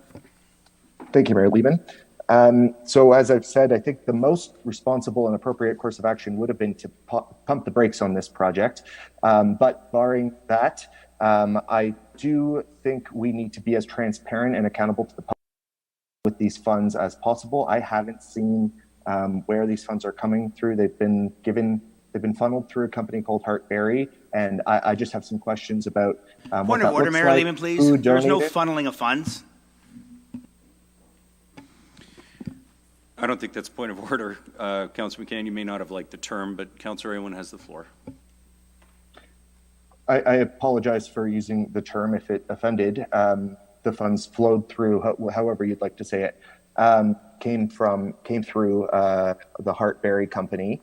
And I think the public should be aware of who's donating, whether it's companies that have dealings with the city or not. I think we need to be transparent about where those donations are coming from, and that's the intention behind this amendment. Okay, thanks, Councillor Aylwin. On the amendment, Councillor McCann. Thank you, Mayor Lehman. So maybe just a question for the mover of the motion. And is there going to be a cost to these donors to be advertising on the city website? Are you asking them to pay to be on the Barrie City website? Absolutely not. So you're giving them free advertising on the Barrie City website, is what you're asking me to donate? Absolutely. Oh. Yeah. I like that framing of it. That's great. Completely in favor of it. Thank you. Okay. Any other comments on the amendment? Okay. Seeing none, we'll call the question. Those in favor of the amendment? Anybody opposed? One? Sorry, I didn't see the up top. Councillors Harvey and Aylwin, I'm going to assume, is in favor. Councillor Harvey's in favor. Okay, that carries. On the motion as amended, any further comment? Councillor Kungle.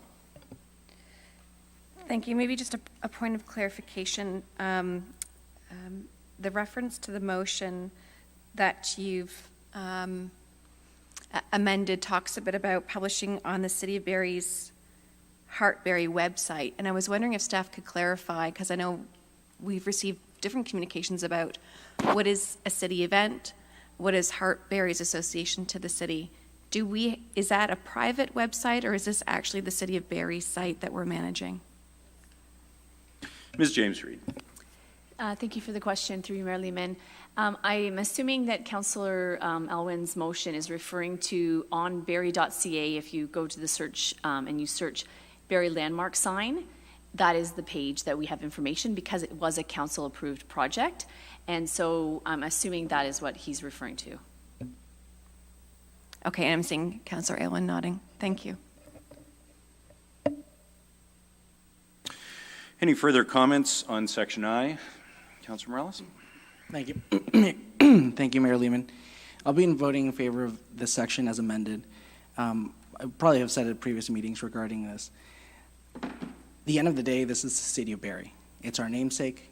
This has happened on a national stage with our flag. This has happened on a different level in societies with different symbols and issues. My voting yes to the issue as amended, but I'm voting yes for the sign and the sign itself. My vote does not allow the sign to become appropriated to represent anything else. Just the same way when people ask me about the Canadian flag and being used for other purposes, if I had a personal opinion on boycotting it. For myself, that is a no. This is our city. Our previous slogan was the people are the city, and my vote reaffirms to keep that as such. So this is about the City of Barrie and that sign. Okay, any other comments on the motion as amended? Councillor Natalie Harris? And thank you, Mary Lehman. Yeah, I'm going to vote in favor as well. And I think it's very important to clarify, because I've seen this in social media. This is donated funds. These are people that have chosen because they approve of this idea. Not everyone is going to approve of it. But again, I was talking about Cornerstone.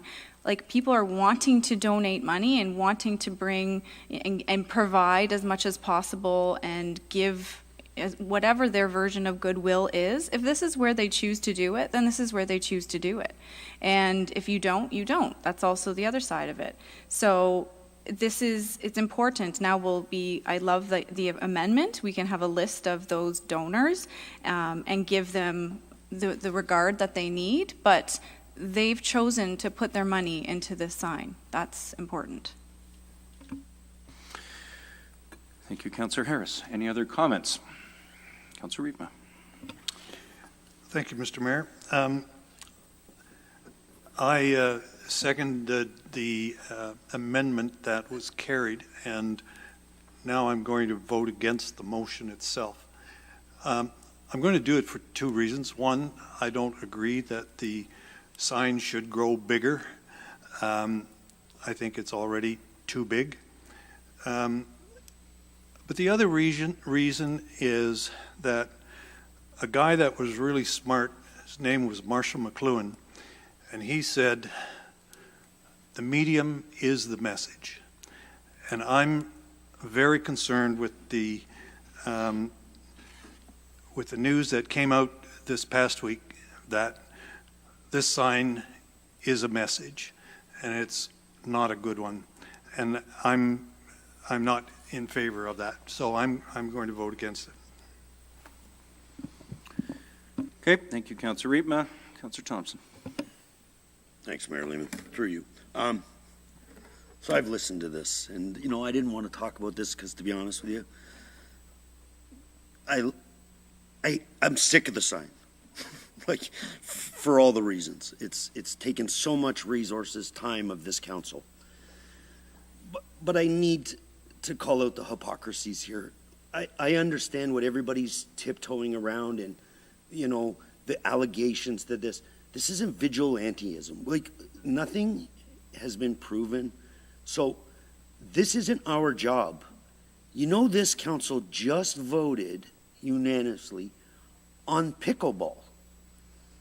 The same person was quarterbacking that, but because it benefited us, your ward, you didn't stop it then. So do we go back and discount everything? Like, until anything is, like, this isn't our job. And like, I didn't want to talk about this, but it's just so frustrating. Like, we introduce a referral motion with, you know, little comments that shouldn't have been allowed. Like, you know, and it's total, like, you know, virtual signaling. You know, we voted for pickleball. You know, there's been videos of the same councillor talking about pickleball. And there are people in our community that are as angry about the pickleball as they are the sign because of that councillor. I'm aware of that. But this council voted in favor of it because, and they're going to tell me the benefits of recreation and, you know, well, there's some people, there's people that donated up to $200,000 that believe it's a benefit too. So, like I said, we have a job to do here as council. We should do it. And in your personal opinions and what you think happens outside of here, there'll be a day when all that comes. But we've got to stay consistent as council. Okay, thanks, Councillor Thompson. Anyone else wish to comment on section I? Councillor McCann.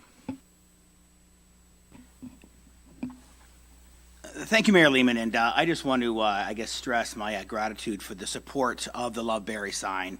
And I took on behalf of myself to actually raise some money and put some money in for myself to put up an ice sculpture that said Love Barrie. It was quite large. It was somewhere in the spot where it was going to go.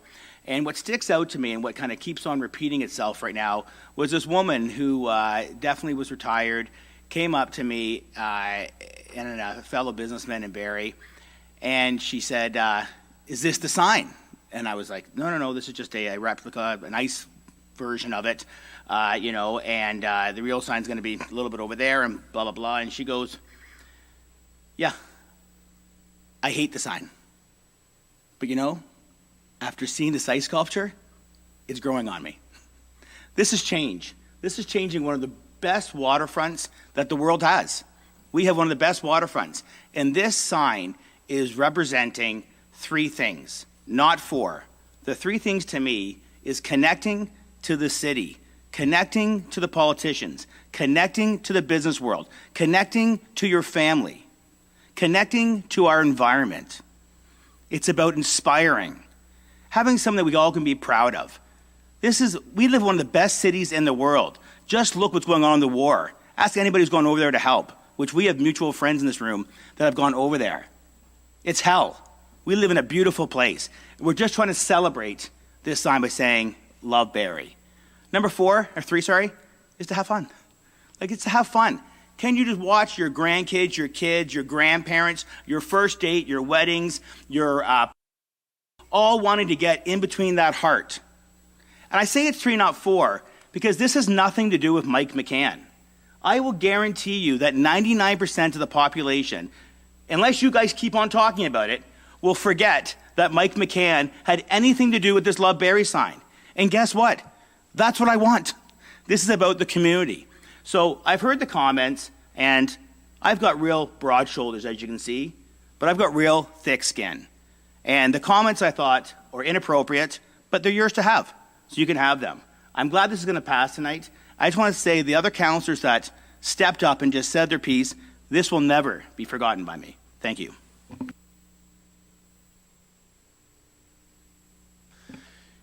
Anyone else wish to comment? Councillor Natalie Harris, I think you spoke to this already, did you not? Is more of a point of clarification. No such thing unless there's a point of order in it. You can't sort of get another All comment right, in. never mind. Sorry. Any other members of council who haven't spoken and wish to speak to the item? Okay, call the question on it. On section I as amended, those in favor? And opposed? Okay, that carries. Moving on.